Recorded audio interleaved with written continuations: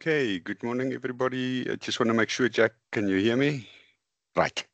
Um, while I do the screen share thing, um, I hope that everybody had a good weekend and that you had time to um, work through some of the intense emotional and intellectual discussions we've had last week in various fora. And I hope that you had some time to just be human and relax and eat and sleep and drink and love and all the kind of normal things that we should do. So I'm looking forward to this fourth lecture. I told Jack this morning at this point I'm starting to get a feeling that I might survive this because it's over halfway now. Um, but yes, I'm enjoying it and I'm enjoying engaging with you. So let's get going. I just want to set my time. Right. So as an introduction this morning, I am starting from an academic paper that Maria Timoshko wrote in 2006 already. And she listed, I think, 10 things that she argued that translation studies seem sure about. And one of these things was that translation is done by professionals. And then, as you can expect, with every one of these 10 things, she debunked them by making arguments that they are indeed not. For instance, translation is not done by professionals only, and the other 9, she did the same. So if Timoshko is right, it basically means that every Tom, Dick, and Harry is a translator. This is known since the 70s by the term natural translation, where people naturally translate interlingually. And it's also recently, in the last 20 years, non-professional translation has become important.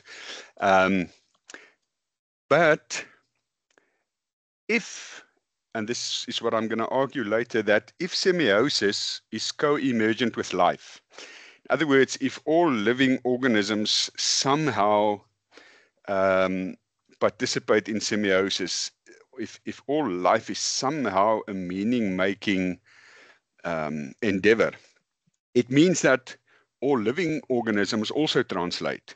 In other words, it's not only Tom, Dick, and Harry that are translators, but Fido and Puss in Boots and all kinds of living organisms around us are also then obviously non-professional translators. And this means that it seems to me that translation studies, if I may bastardize Timoshko's arguments, translation studies was incorrectly convinced of something else, and that is that only humans translate.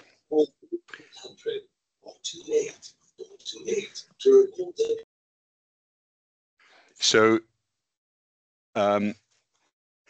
I said before that I think the ecological crisis, amongst many other things, that it requires us to rethink meaning and meaning making and how we share in that and how other living organisms share in our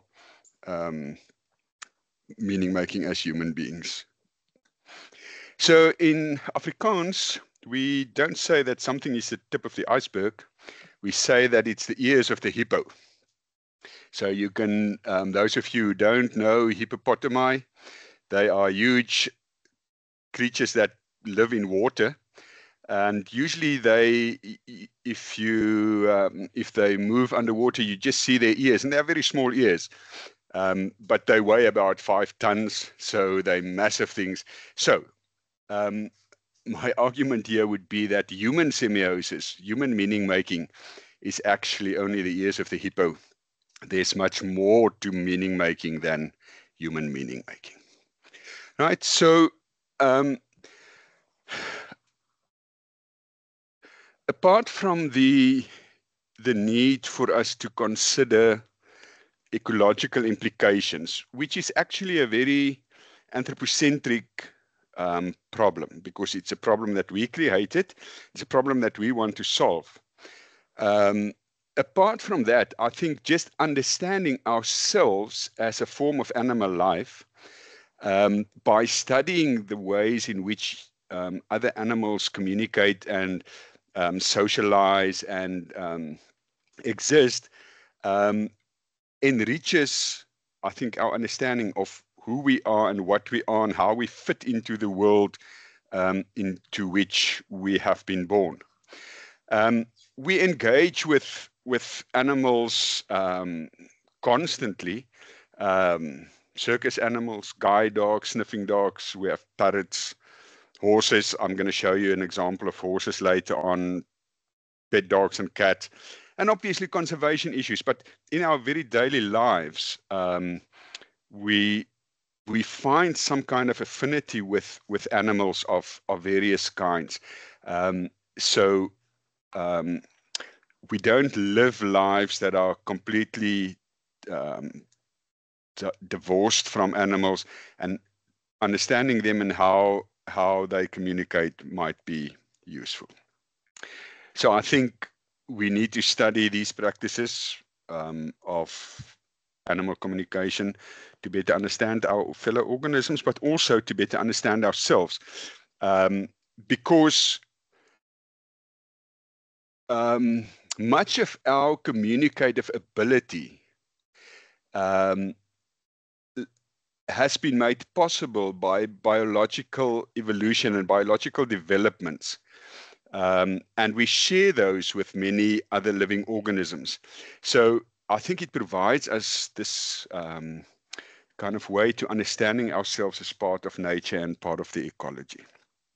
And obviously this is never going to be professional, although it can also be professional. Right. So I want to give you a brief overview of what biosemiotics means. Let me just first say that the term biosemiotics is relatively new. I would say maybe 50 years in the making. And it is a combination of biology and semiotics. And in other words, it emerged as this field that studies meaning-making processes in all forms of life. I also wanted to say that actually all semiotics or all semiosis is biosemiosis. When I set out to write the 2018 book, my initial title would have been A Semiotic Theory of Translation. And then towards the end, I realized that it's not just semiotics, it's biosemiotics, but I didn't, at that point, I felt I didn't have enough substance of biosemiotics, so I put the bio in brackets. And last year I told one of the biosemiotics that I want to change that, and he said, no, don't change that, because all semiotics is biosemiotics. So the kind of bracket actually works just to indicate that we could just talk about semiotics, but always include the bio part in it. Because in this framework of thought, nothing but living organisms do semiotics. So all semiotics is semiotics of life. Right. So the basic thesis of biosemiotics is that life and semiosis are co-emergent. In other words, semiosis starts at life, and life starts with semiosis, with meaning making. So to understand what they mean by this is, just for the moment, imagine a bacterium. So a bacterium, inside of it, has to exchange information. Molecules have to interact inside of the bacterium for it to be alive, and that's what is called endosemiosis. In other words, internal semiosis. And then there's also exosemiosis, which means this bacterium has to interact with its environment, with what is outside of it. With more complex organisms like human beings, where you have billions of cells, all those cells somehow have to be in communication with each other to do the work that they need to do to let's say, to synchronize the work that that all the cells work together, and that all the, let's say, all the organs that are created out of cells work together. In this sense, cancer, for instance, is a destructive semiotic process where the cells grow in a way, each in their own free way, and they're not constrained by this endosemiotic process, and that eventually kills the organism. So in complex organisms with that consist of multiple cells, you have internally this endosemiotic process, and then obviously in its engagement with an environment, you have exosemiosis.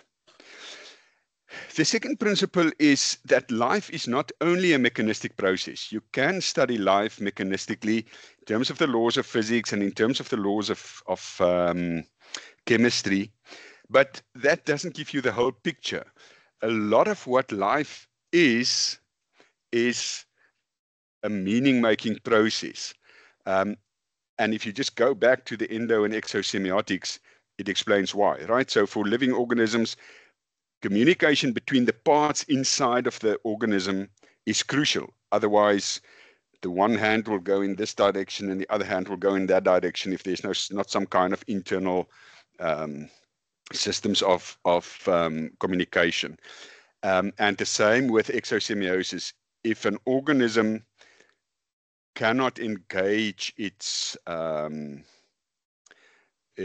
environment, then its likelihood of survival is really difficult. An example, with all due respect, would be somebody like Helen Keller, born blind and deaf, and her struggle to engage with the world in her, to overcome that solipsism of being locked in visually and or in an auditory way. And that shows us how important these kind of semiotic processes are. A third key topic in biosemiotics is the question, how did it happen that matter became intentional or teleological? So if you take the scientific version of the history of the universe, they argue that the universe is somewhere over 13 billion years old, and that life has only emerged in the last, I think, 4 billion years, if I'm correct. So for 9 billion years, there was no life. There was only matter in the universe and energy in the universe.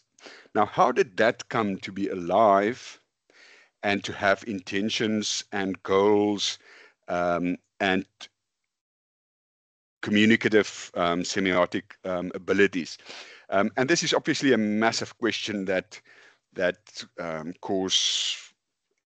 are informed by various points of view and debates. But just to share with you that this is one of the basic questions underlying biosemiotics. Obviously, implication then is that humans are not the only meaning-making organisms. We've spoken about that. And we share these abilities with other species. I think it is important for us to understand that human semiotic abilities did not arrive de novo one day from somewhere. It is part of a very long evolutionary process of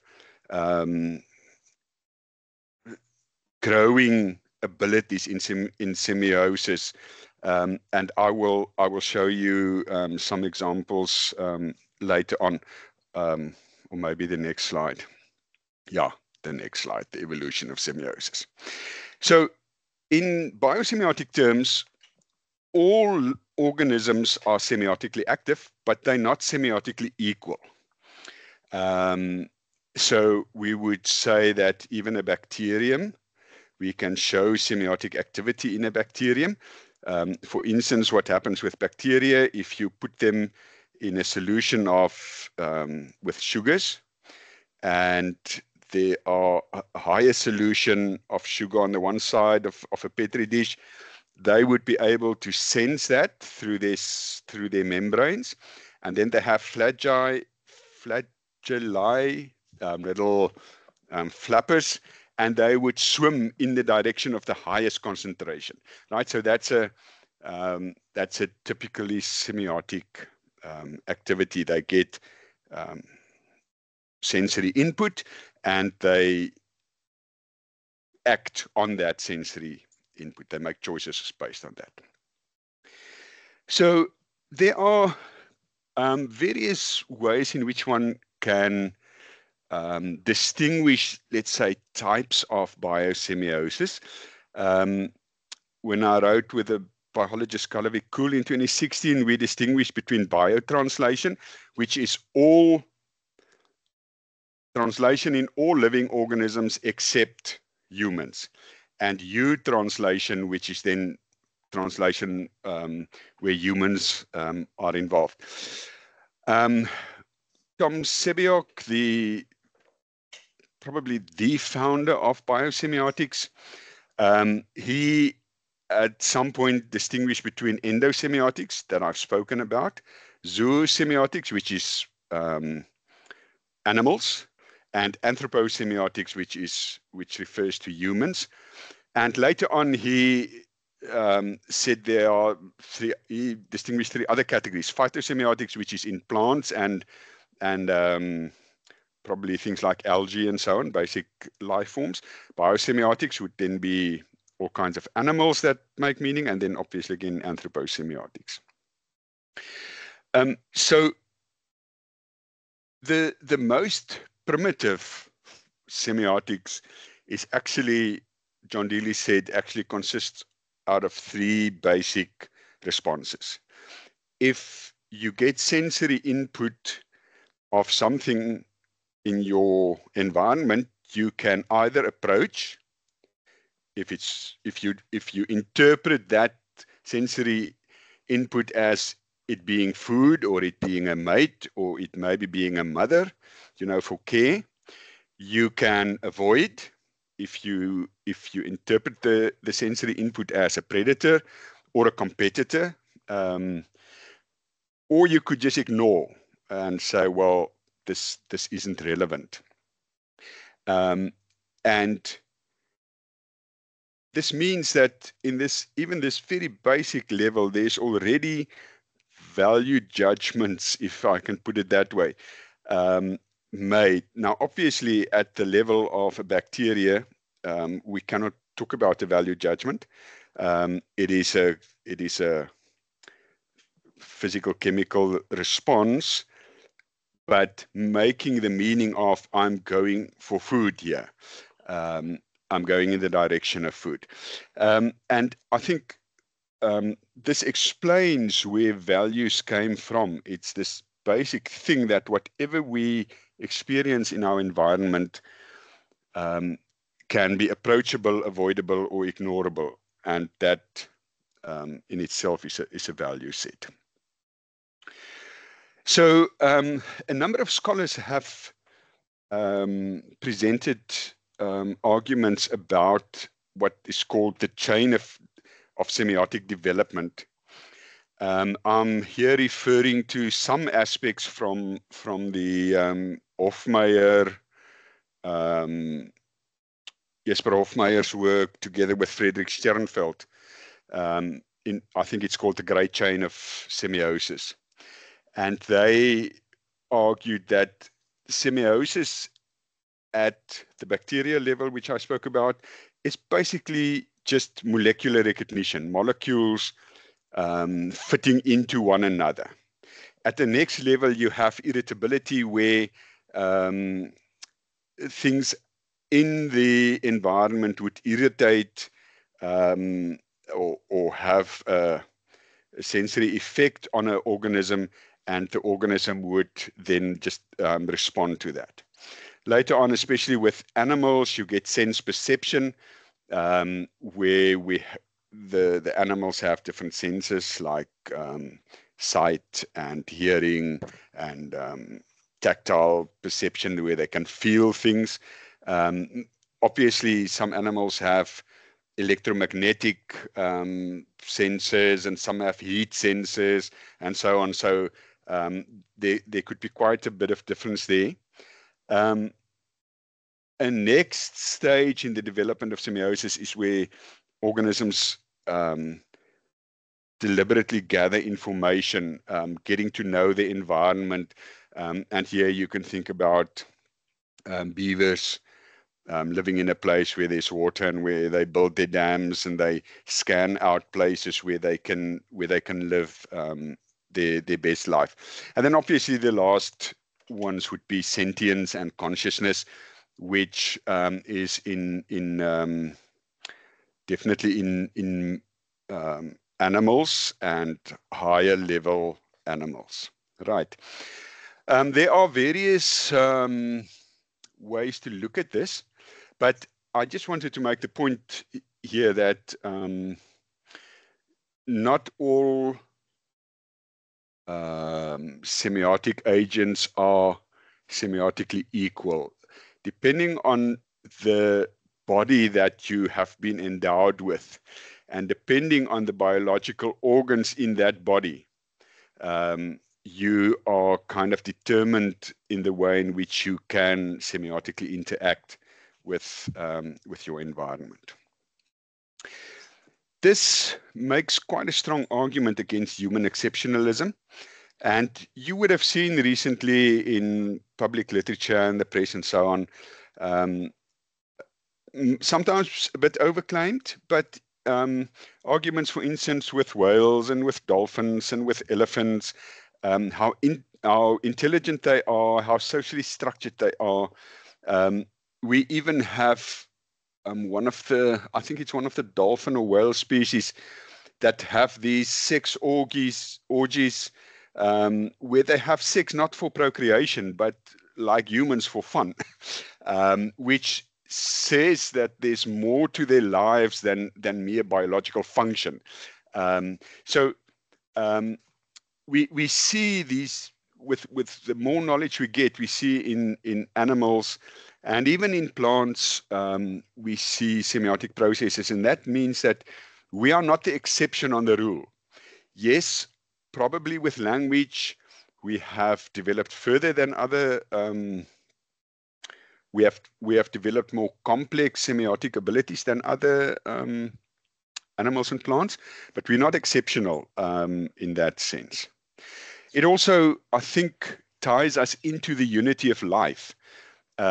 And you will remember that somewhere last week I spoke about the problem of symbolocentrism, where we think of culture as a symbol system that is unrelated to the rest of life. Biosemiotics tells us that our cultural systems of communication, of making meaning, of semioticizing, is part of what all life does. We do it differently, but it's not unique to us. And in that sense, we are part of all of life. Another interesting implication of biosemiotics is, I think, that it questions strong cultural and linguistic relativism. So you would know that to some extent, and I'm overgeneralizing here just to make my point, but to some extent, cultures are seen as mutually exclusive things. And it gets close to saying that people from different cultures are actually from different species. We cannot understand one another. We are, through our languages and cultures, we are basically kept apart. Now, if you take a biosemiotic view, our unity as a species should come first, because we share the same genetic and biological features, and the cultural and linguistic relativism should come second, and therefore also be of secondary importance. So I think if we consider our bodies and the genetic material that we share, then we are one species, and therefore, and I will show you why in a moment, we at least can understand some things about one another. Cultural and linguistic relativism obviously means that we cannot understand everything about one another, but at least we can understand some things. So the reason why we can understand one another is because of the Umwelt theory that the famous Estonian biologist Jakob von Uexküll developed in the 1920s already. So Umwelt theory says that every species, because of their biological conditioning to have certain sense organs and perception organs, that they share an Umwelt. In other words, they experience the world as pretty similar, right? Bees don't see the world in the same way that dogs see it, because of their different sense organs. Dogs, for instance, can hear sounds that human beings cannot hear. Animals, insects can see colors that humans cannot see. Elephants can make noises or sounds, not noises, sounds at a base level which the human ear cannot hear. So Umwelt theory says that every species has this set of perception and sensory organs, biologically speaking, which means that they share an Umwelt. They don't experience the world, they don't know the world exactly as it is, because they only have limited sensorial access to that world. But the whole species share that. Von Uexküll calls this the island of the senses, that wraps every man like a garment, and this we call his Umwelt. In other words, human beings, because they share the same sensorial apparatus, are able to experience the world in a way that makes it possible for them to communicate. Because if we have all five senses, we can see.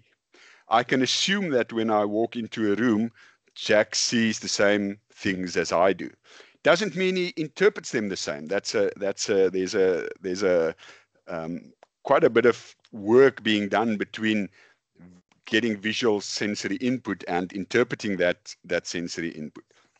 Right.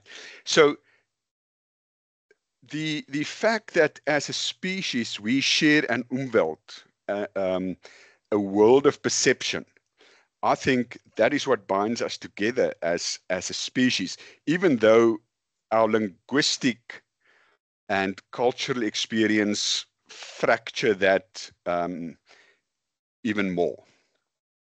Right? And this is Uexküll again. Since the sensory spheres of individual humans are similar in all essentials. In other words, we see, we hear, we smell, we taste, we feel, we have internal sensory experiences. Because that's the same, the objects that we experience, the way in which we experience the world, are also quite similar. Not exactly the same because of our cultural and linguistic differences. So the Umwelt, said the Italian biosemiotician, is like a model. You can model the Umwelt of each species. And therefore, understanding the Umwelten of different species is a translational process. It is relating the signs that one species can perceive to the way in which another species perceives the signs. So that's where translation studies come into biosemiotics. In this sense, even animals translate the signs that other animals create. And Uexküll then went into a little bit of an experiment of this translation, and he's drawn this. This is his drawing from his 1923 book, I think. How humans would see a meadow of flowers, right? And I think all of us can relate to this. We know what this is. But a bee would only see the tops of the flowers as landing spaces, right?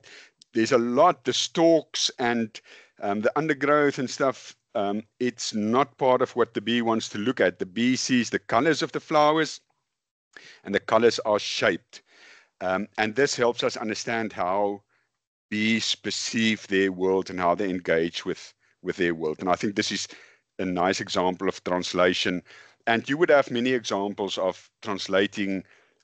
A dog wags its tail when it's happy, a cat wags its tail when it's angry. Those kinds of things, how to interpret animals. Right. I've already spoken to you about this. I just want to recap something. So obviously, biosemiotics brings together biology and semiotics. And this kind of embedded ontology that we spoke of on Tuesday, I think it's important for me that I don't think a flat ontology works. If we take an ontology to be completely flat, it's not possible, because you're not gonna sue a lion because it kills the gazelle's mother, right? We make value judgment. Life makes value judgments all the time.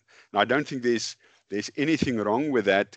I think we actually want to explain how and why we do that. But I also don't like a hierarchical ontology where we say humans are on top and animals are at the bottom. So that's why this nested hierarchical onto epistemology, I think, is important. I've already spoke about this. I quickly wanted to show you that, given last week, I think it was Rainer who had this question about my world 1 and 2. So I've adapted it for now, where we go back to a world 0, which is a world of matter energy only. And world 1 is the world of living matter energy. But that world interacts semiotically with world 1 and 0. And I think that was what Rainer pointed out, that semiosis doesn't start in world 2. Semiosis is already part of world 1, where we as living organisms, like all other living organisms, engage semiotically with our world. So I've changed my little schema to this, right? You will remember from last week, I've taken out the one of the worlds, right? So now, the rest of the time, I would like to show you a few examples of empirical biosemiotic studies, and some of them in the humanities, or done from a humanities perspective, or from a cultural studies perspective, and we can and from a translation studies perspective, just to show you that this, on the one hand, biosemiotics gives you kind of a conceptual framework within which to think ecologically about translation. But there are also real empirical studies that you can do together, sometimes maybe with colleagues that are in the biological sciences, ecological sciences, and so on. So there's an interesting study from 2016 by Turner, who makes the very simple argument that in a amount of termites, which you may or may not know, but it's a common thing in the world where I live, you actually have an extensive communication system, because inside of this mound, there are various, let's say, domains and all of them have to be coordinated for the termite colony to survive. I mean, these conduits are for letting heat out and having fresh air circulate and so on.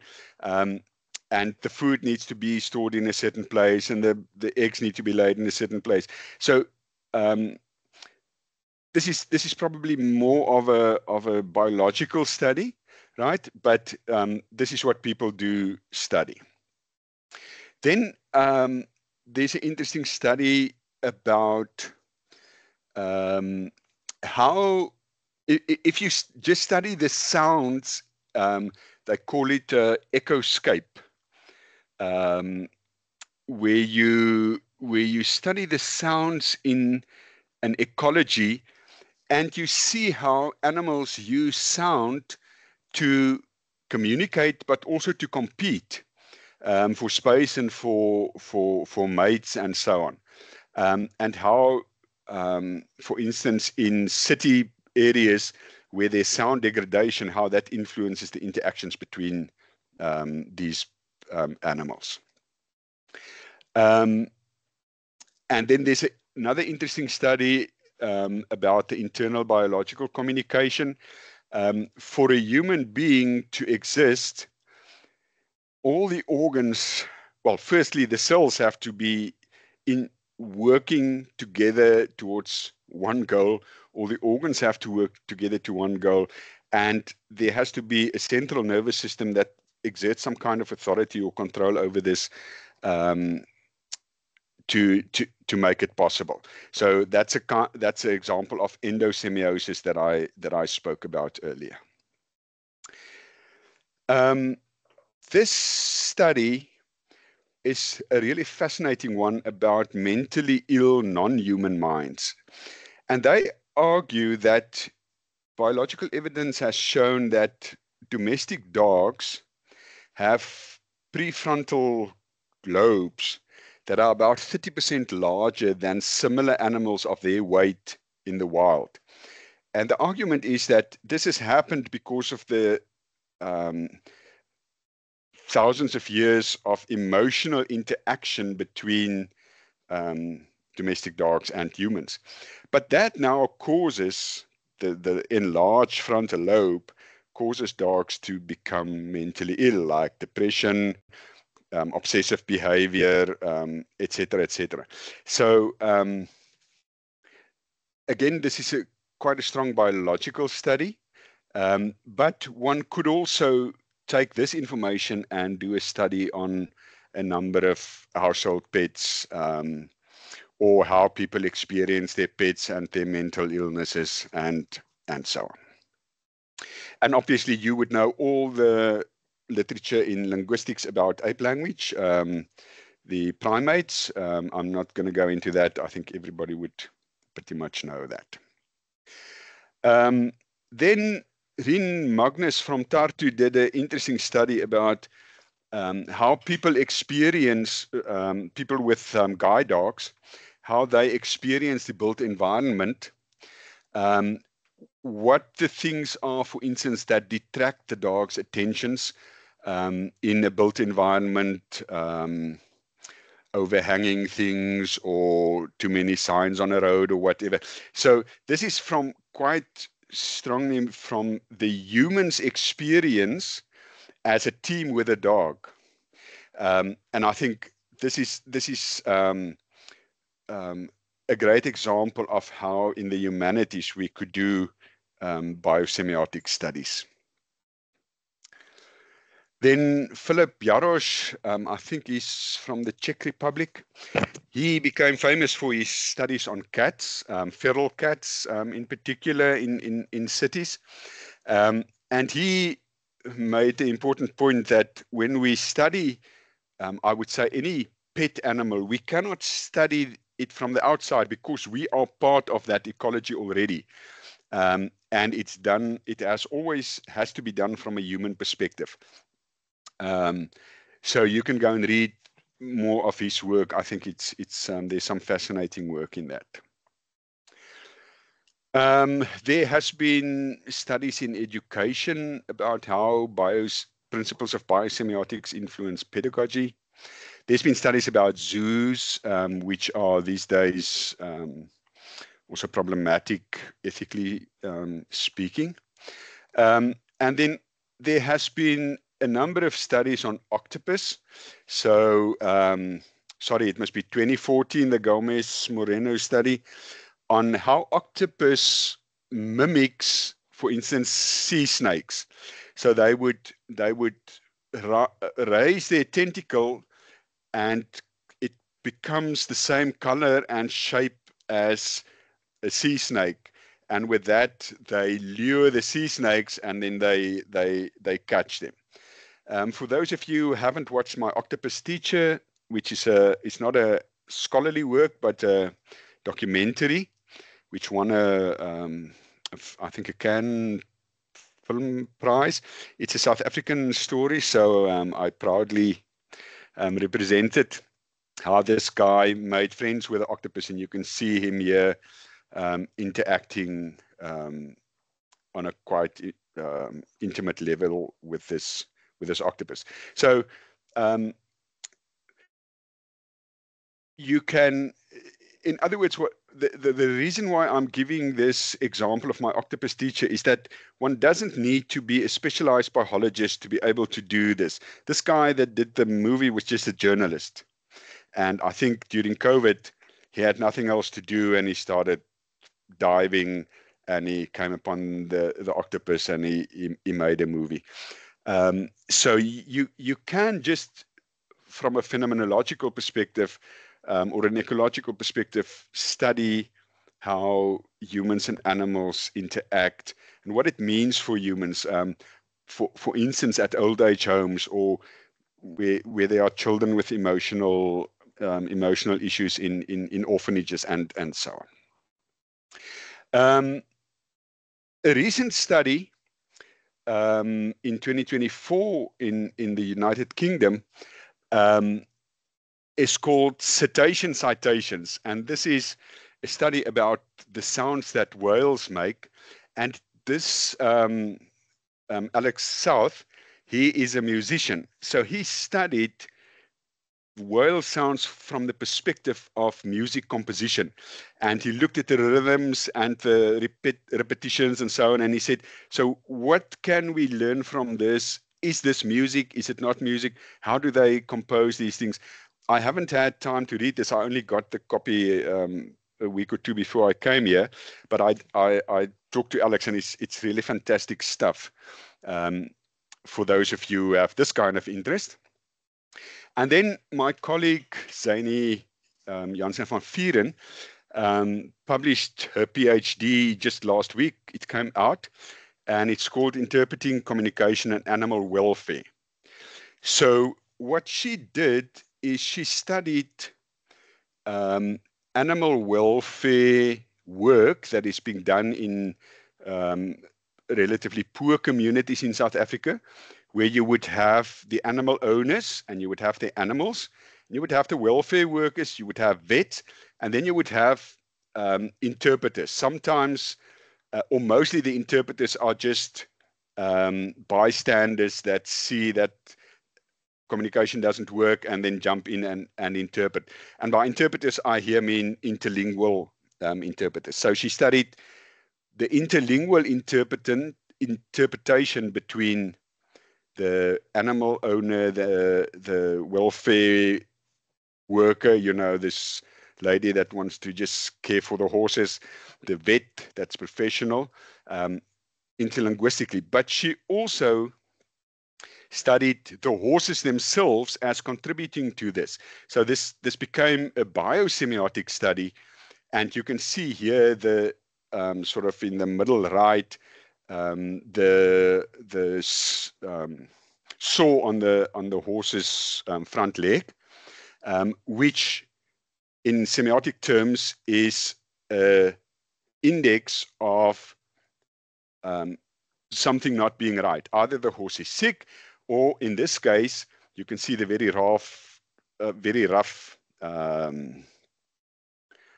tack, and it's probably the tack that has caused this the pain.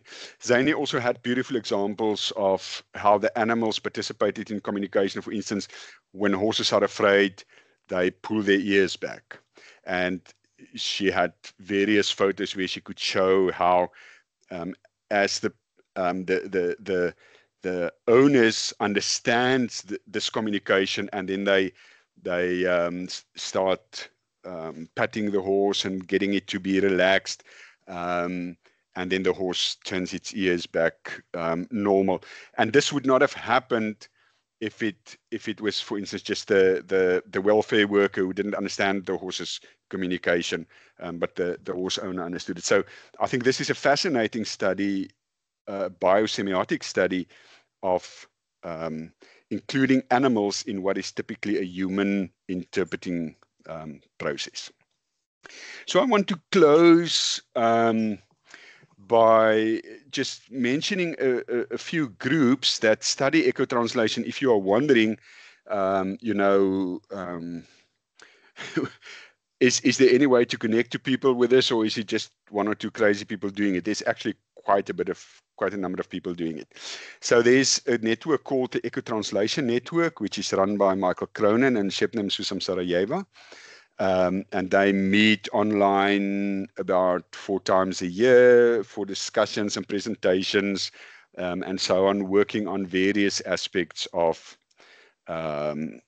ecological issues in translation. Not only biosemiotics. Michael works more on, for instance, the eco-criticism of the amount of energy taken up by computer programs to translate, right? The AI stuff and so on. He also does studies about the way in which trade, for instance, in the 18th century or 19th century, which trade influenced ecologically the world, and he links that to the way in which translation played a role in that. So there's a wide variety of stuff. Then Zane and Dylan Merrick-Kaywood at my university, they have an Eco Humanities network, which you can join. These are mostly humanities scholars, but we have some ecologists and biologists, one I think, on the group. So there's philosophers, and there's translation people, and there's cultural studies people, and music people, and so on. So this is also a really nice group. It's started at the beginning of the year, if I remember correctly, and it has monthly discussions. And then Karen Bennett and Marco Neves has the Epistemic Translation Network, which is not focused on ecological issues, but there are sometimes very interesting ecological discussions in that group. I'm not sure what their program is going to be. You can just Google, I think it's the Epistemic Translation Project or Network, it's called, and you will see their program probably starting again now in the fall. And then Paul Cobley is a famous biosemiotic. He has a reading group, Biosemiotics in the Humanities. Again, I'm not sure whether they're going to run in fall now, in the next year. But if you search Paul Cobley's name, you will probably find something. And if you don't find something with all of these, you're welcome to email me. I can send you the email addresses of these people. They will be just too happy to talk to you. Right. So I'm closing with some implications. I think biosemiotics in translation studies is relevant because humans are not the only species that translate. Now, I think that a field of study typically would want to study all instances of each topic, right? And if we only study part of what it's done in translations, we cannot be called translation studies. Then we must be called human translation studies, or literary translation studies, or interlingual translation studies. I think the logic of conceptualization determines that if we say we are translation studies, we need to be able to study all instances of translation, including biosemiotic translation and including intersemiotic translation in human cultures. Right, I've already said this. I also said that if it is important for us as humanities scholars and translation studies scholars to be ecologically sensitive, we need to understand biosemiotics and how we as a species, now our communication practices and our translation practices as a species, how that entails or interacts with the ecology. I think that translation studies has over the years played a huge role in helping cultures to understand one another, in opening up cultures. And I'm not claiming that translation studies is only innocent and only building bridges. It also creates bridges and it creates walls, and it's sometimes quite evil. That's not what I'm talking about. I'm saying that translation did contribute to making human cultures understandable to some extent for one another. And I think we can move one step further by making non-human communication and semiosis understandable for humans. But also it might be that in particular ecologies, we could mediate non-human animals and their interactions. I haven't seen examples of that, but I can't imagine that it's impossible. I think biosemiotics counters the idealist assumptions, and by that I mean the symbolocentrism, the linguicentrism, and the fact that we think that translation is about ideas and meanings abstracted from its material base. I think biosemiotics help us to counter that.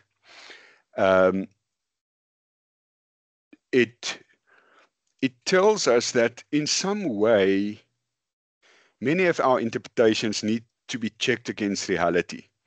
I'm not trying to be a simple positivist here or a simple realist, and I'm not saying that in all cases it's necessary. I mean, you can do literary interpretations without this.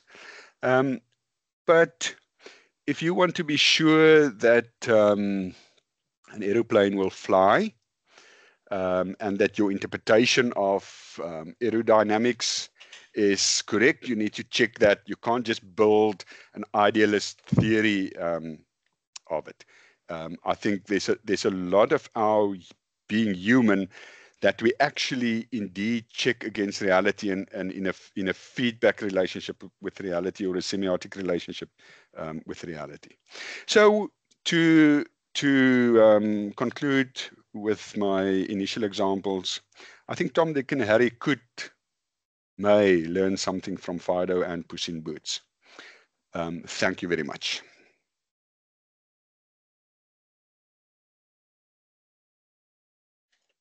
Thank you very much, Clovis. There are applause coming up from the audience and also in the room here.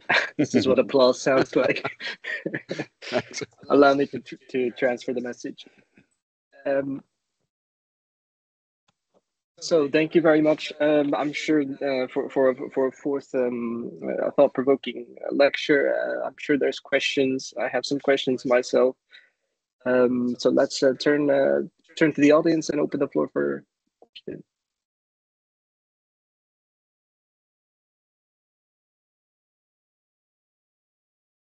As we're thinking, I do have a question for you, Clovis, regarding the point you made about how not all semantic processes are equal, and that that it depends on the body that you're endowed with, that you mentioned.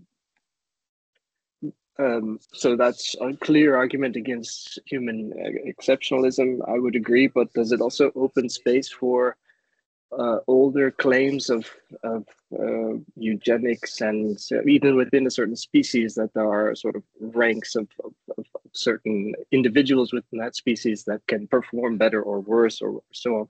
How do you counter an opening for sort of this eugenic logic or social Darwinistic logic within the framework? That is a really good question. I'll try to give one or two thoughts about it. One is that I think much of the current humanities, in my interpretation, the response is to ignore this issue because of how evil it has been. Even in apartheid, with which I grew up, there were all kinds of biological things done, measurements made, if I can put it that way. So, and I mean, you have the gender debate around the biology of gender and so on, which has, I mean, there's all kinds of weird things that claims, arguments that have been made in the name of biology. So part of my, I think, intention is to get a debate going, because somehow we have to find a way to be comfortable in our skins without being absolutely determined by our skins, if I can put it that way. And how to think about that is not easy. The nested model, or the hierarchical model that I'm suggesting, is for now my best understanding, where you do acknowledge a complexification of semiosis without valorizing one, right?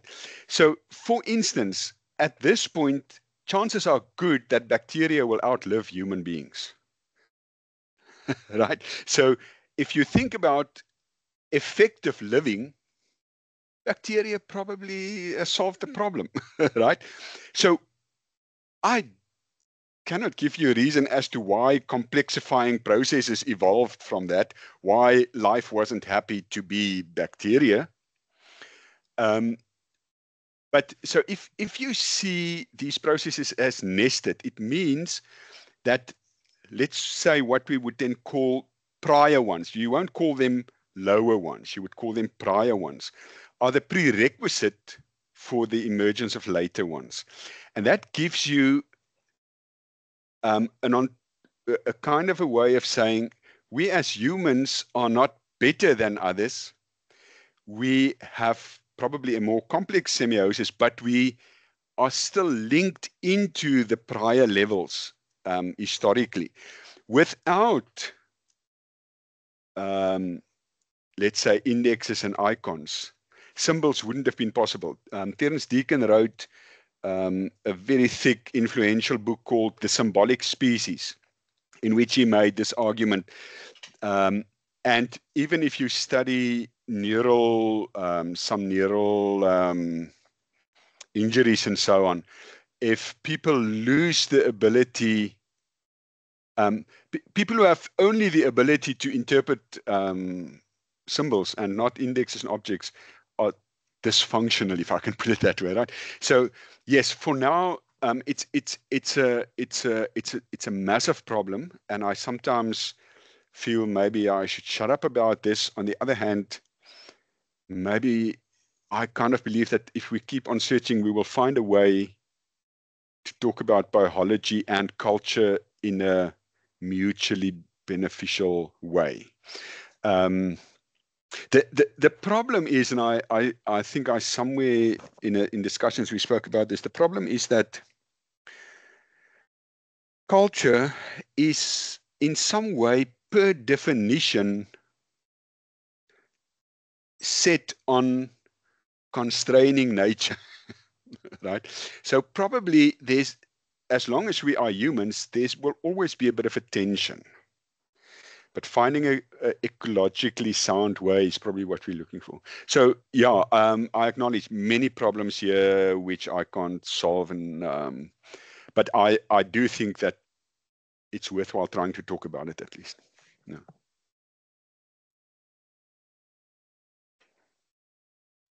Thank you, Cobus, for that. Are there other questions from the room?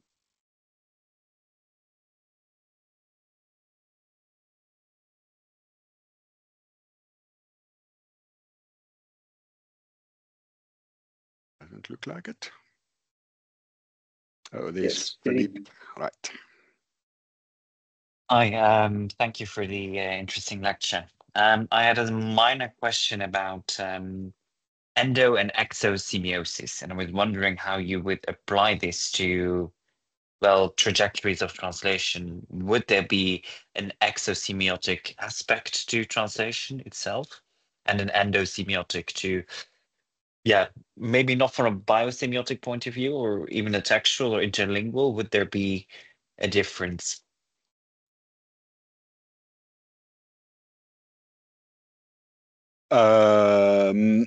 The quick answer is yes, but now I have to explain to you why.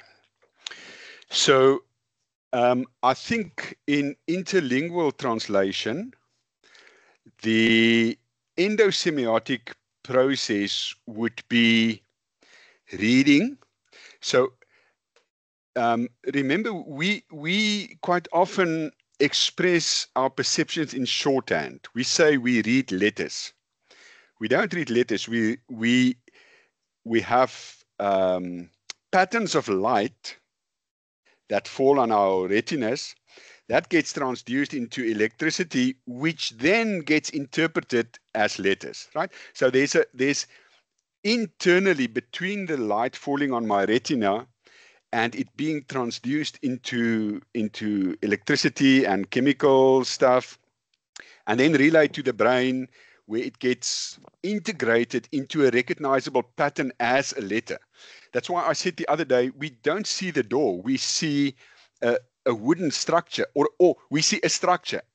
And then we start interpreting it as door and so on. So I think in interlingual translation, the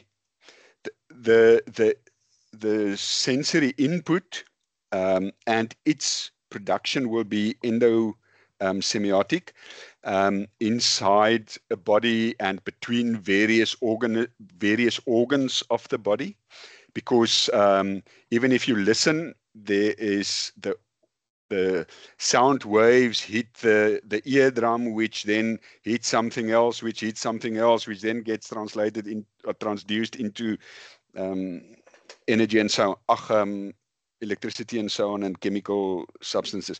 So there's always an endosemiotic process, and then the exosemiotic process would then just be me taking what is inside my brain and typing it out, or saying it out, or writing it out, or miming it out, or constructing a photo of it, or whatever. So yes, I think any biosemiotic process, well, any communication process taken biosemiotically has both endo and exosemiotic processes. I think there might be endosemiotic processes that never gets exosemiotic, right? Which I just keep in my mind. I forget about them, or I don't share them with anybody. Quite often, though, they come out in behavior that other people can observe. Yeah, but if I have a quick experience and I forget about it within 5-6 seconds, then probably there's no exosemiotic action there. Yeah, does that make sense? Thanks. It absolutely does. Yeah, thank you. Thanks.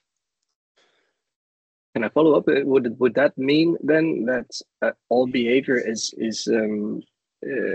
exo? I mean, exo translation. Yeah. Yes, I would think so. So behavior is the result of an endosemiotic process. So if I my behavior is nervous, it's because of some internal process. If my behavior is afraid, it's because I've made an interpretation of the lion that, you know, it's not something to pet, it's something to run away from. Yeah, so I think so. Yeah. Reine? Yes, thank you. Thank you, Cobus. I was intrigued by something that you said during the lecture. Well, intrigued. I mean, I'm really agree with it. This is the thing that you said. Biology counters the idealist assumptions underlying translation studies. My question here would be like giving an example or applying it if we would think of literary translation literature. Would that be possible? It's perhaps quite far-fetched, but I'm I'm quite intrigued by it. Yeah. So yes, that's a great question. So typically, the literary translation work that I know of, I'm not a specialist in that, but let's say I take Douglas Robinson again as a very important point of reference. He would discuss literary translation in terms of interpretations, which for him are actually projections onto a text, and everything happen inside the brain of a translator. So he tries to make this realist by saying it happens in the brain, and the brain has certain functions, and the brain also interacts with other brains. He calls that his icotic theory of translation, where affective patterns get transferred between people. So on the one hand, he's for me an example of an idealist line of thinking. On the other hand, he claims to be a bit more realist. But I would say things like, do we ever study, and maybe we do, but do we study mood swings in translators as reasons for their translation choices? Do we study tiredness? Do we study sickness? Do we study mental health problems in translators? So, in other words, I think we are moving in that direction in some of the sociological and agency studies. And I know, what is that scholar, Hipscher Davidson has written, Severin Hipscher Davidson has written about emotions and translations, and Susan Petrilli is now writing about emotion and translation, and how to translate the internal, the human innenwelt, in other words, the feelings. Yes, so I would say, and obviously cognitive kind of studies are trying to get into that domain. But I would sometimes say, just as a basic study could be asking translators about how their bodily wellness influence their translations. And that would be tiredness, back pain, things like that. I've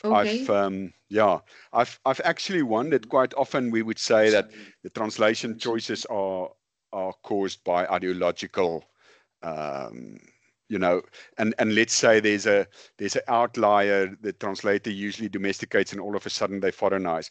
It's because of ideological reasons. Might just be that he was pissed off at something, you know, or that, yeah. How do we know? And I think there might be some room for studies on this.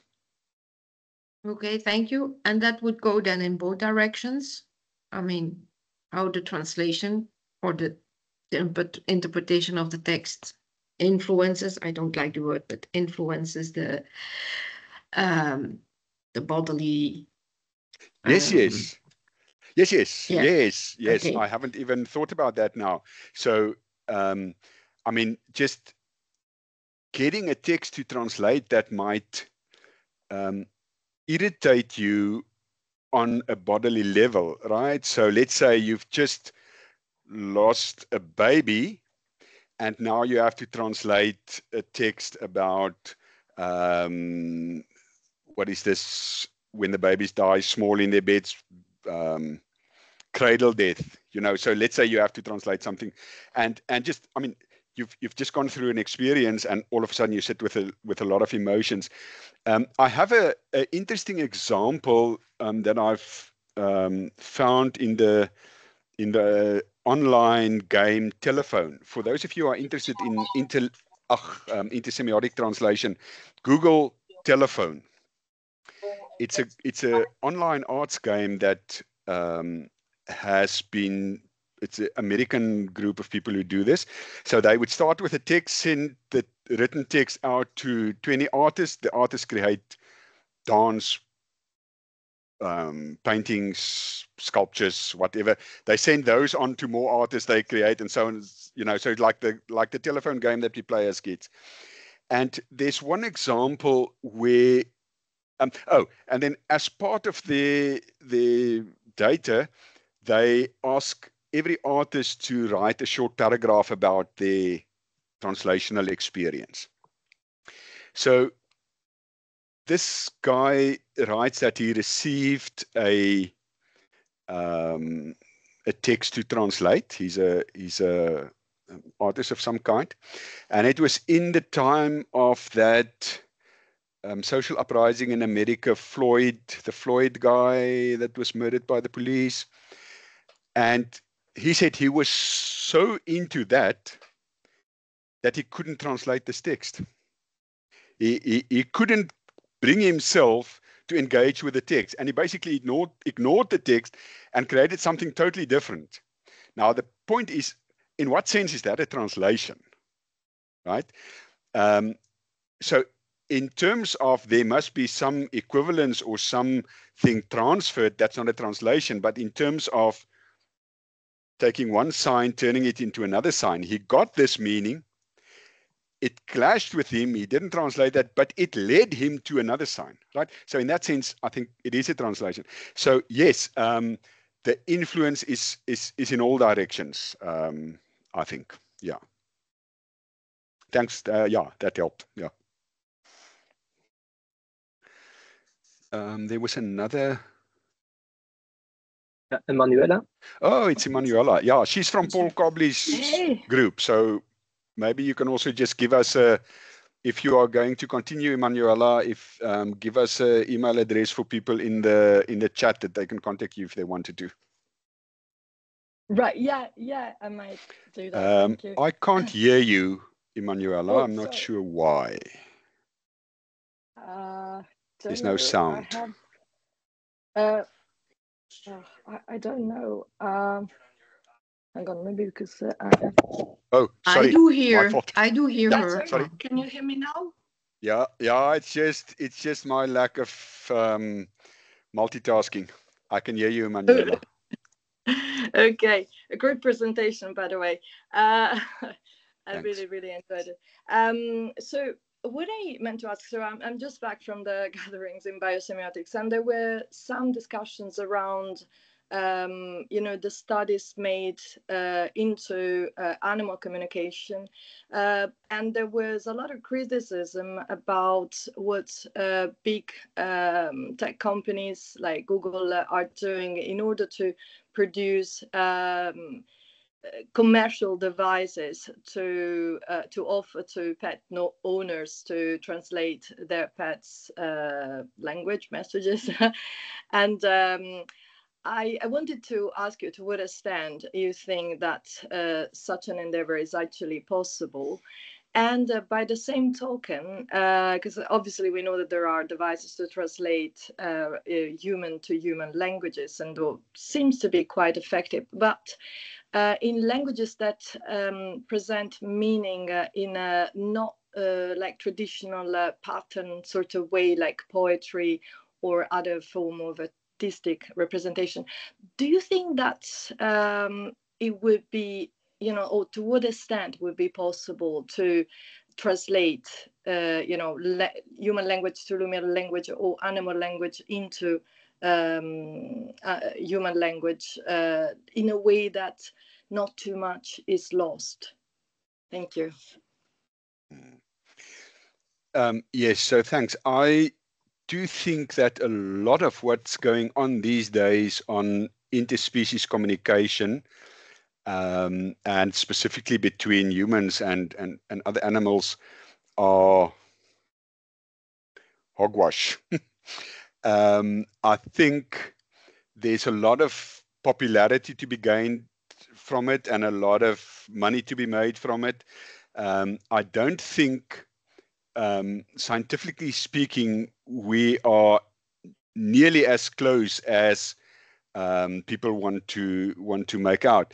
I've recently seen something that I'm not sure who it was, offering software that will now translate dolphin into human, and at this point I think it's nonsense. It might be for fun. You could look at some of these things and you could say, okay, if a dolphin makes this sound, we think they're doing this. But at this point, it's in no way. I don't think we know enough to make those claims, and I think a lot of it is just commercial, and a lot of it is just PC, and therefore people want to do it. You know, they sound very concerned about the animals, but actually they're pretty much just making money out of it. Sorry, I'm quite negative about this because I hear all kinds of stuff. For instance, you quite often hear that people use the term language for animal communication. And we don't know whether animals use language or whether they have other patterns of communication that can be as meaningful, and that is obviously as meaningful for them. But it's not the same kind of syntactical, morphological structures and so on that we as humans have. So I think people should be very careful to, like we say, to lend out their ears for all these kind of commercial stuff. But I would then also say this affords a good opportunity for translation studies scholars to engage with biologists and ecologists and to come with better answers, right? I don't think, I mean, not even between languages do we get absolute translation. We know that is not possible. So I don't think between species we're going to get that. Between species, we are going to try to understand each other's Umwelten and make as much sense of it as we can. And sometimes by sort of metaphorizing what these other species might experience or mean. But yes, I would be pretty careful about some of these very quick fixes. Thank you. That's a great answer. Thanks. And Emanuela, maybe I was muted when I started.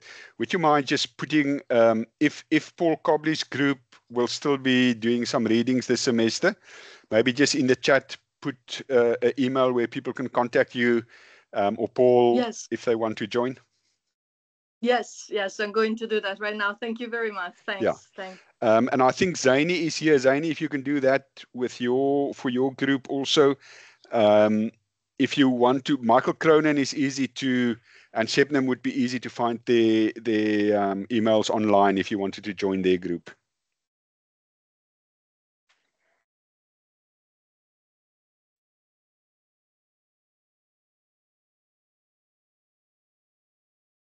Okay, do we have any other questions? Thank you, Zeni. I see. No.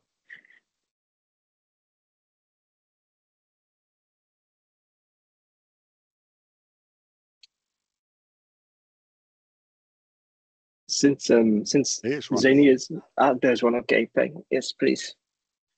Hi, my question is about interspecies communications that involved human beings. Because as you mentioned in the presentation that like when we observe them, we should not see that there is a specific hierarchy and we see human beings outside animals. But actually, when we as researchers or readers of other studies, sometimes we may find there's a kind of bias. We may prefer or we are more likely to believe in the humans' interpretations of the science of animals. And sometimes when we as readers of some other studies that involves human and animal interactions, we tend to trust those humanly interpretations. So what's your opinion about this kind of human bias related to this kind of interspecies biosemiosis studies? Thank you. I just want to make a note. So, on the one hand, von Uexküll's theory about Umwelten suggests that we cannot know the world other than as humans. That is the Homo sapiens is the species endowed with certain sensory organs and perception organs, and we can only know the world as humans. We cannot know the world as bees or as dogs. So in a sense, anthropocentrism is a given. It's something that we cannot get out of. There are some efforts to look at ways to get out of it. One is a book called The Phenomenology of Being a Thing. And now I'm not sure who the author is. I can maybe just look it up and ask Jack to forward it to you. So this person says, it's a philosopher. He argues that let us assume that anthropocentrism is inevitable. But then let us also assume that dog-centrism is inevitable. And he then says, let us also assume that hydrocentrism is inevitable. In other words, water is the way water is. And I think he also talks about petricentrism, you know, the existence of a rock experience. He says a rock exists as a rock. It cannot exist as something else. So what we should do is we should allow everything else its centrism, right? Allow dogs to be dogs and try as far as possible to interpret them as dogs and try to limit imposing anthropocentric concepts on them. And that's what he says about the phenomenology of being an other. We as human beings have the ability to imagine. Yeah, there's I see the right title is now being given. We as humans have the ability to be reflective and to imagine what other things can be. We are not only caught up in what we can imagine, what we can think, but we can imagine what it might be like to be something else. There's also a beautiful paper called What It's Like to Be a Bat, I think. So yes, I think, but then what happens then is that you basically take the behavior of the animal and the knowledge of their biological sense perceptions, the knowledge of the umwelt that you can build, and then you imagine what it would be like, and you create metaphors as far as you can to explain what it would be like to be them. Whether that can ever be completely non-anthropocentric, I'm not sure, but at least I think on earlier last week, I referred to Heidegger's idea of Gelassenkeit. In other words, letting things be what they are and allowing them to be what they are, and trying as much to protect their difference, if I can put it that way, and then to understand that difference. Yeah, so I think that would be, that's the best that I'm aware of that we can do now.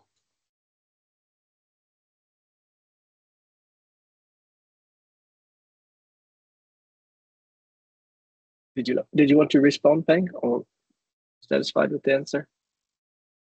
Yeah, because for me, that when I listen to the presentation, it reminds me to cases like when some in ancient times, when the fortune tellers, they may see some signs of the animals, and they will like predict the future of human beings or a tribe.